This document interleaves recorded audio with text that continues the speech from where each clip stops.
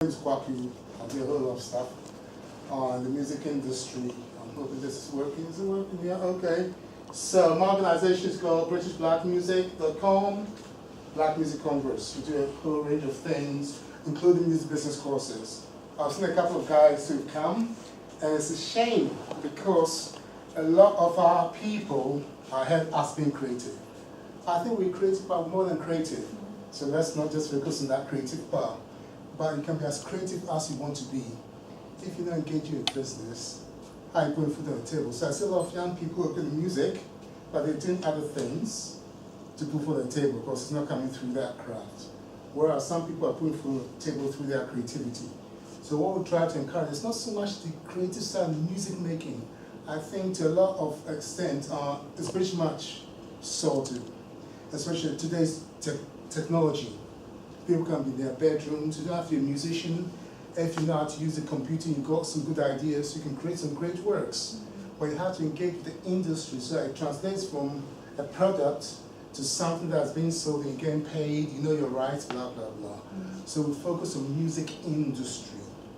I have taught music industry from grassroots, which can be something like today, a couple of hours or less than an hour, to postgraduate level. I've got degrees in that, but that's not what it is about. It's just to tell you that there's some background to what I'm doing, and I've been in the industry for quite a while.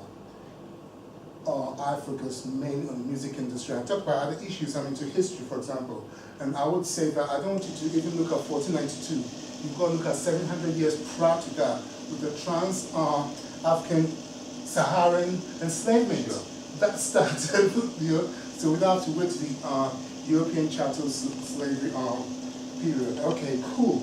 So, yeah, not everyone here is interested in music business. Fair enough, I can say that. But you may know Johnny or Kwaku or Kwame that's always tapping in their bedroom, creating music. And I say, okay, if you're going to spend your time doing this music, these may be some channels to go through.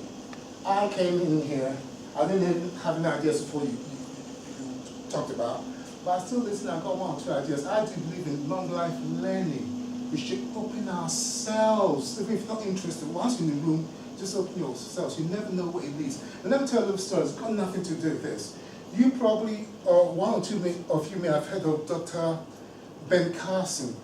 Yeah. Yes, we saw the film this morning. Saw it today. Right. Yeah. Oh, you saw The Gift. Yeah, The Gift. I haven't read the book, but my wife did. And the only thing I picked from Ben Carson's history is this, right? Ben Carson came from a single-parent family, as usual from the projects. How did he get into university? Not just by his grades, because he could talk of something that was not expected of him. His attitude. You are coming, not just that, you're coming from the ghetto. How do you talk about Beethoven or Chopin or that? So the interview, he went to medical school, was not about the medicine. It was about the experience. So who knows, tomorrow it might be somewhere. All of a sudden it's about the comb. And I told them a comb that goes back 5,000 years.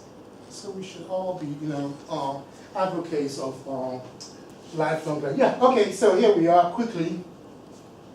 This, I picked that from the class that I do, so I'm not going to bore you to make notes. But if we look at the music industry, right, I say look at the areas around the music industry, sectors, professions.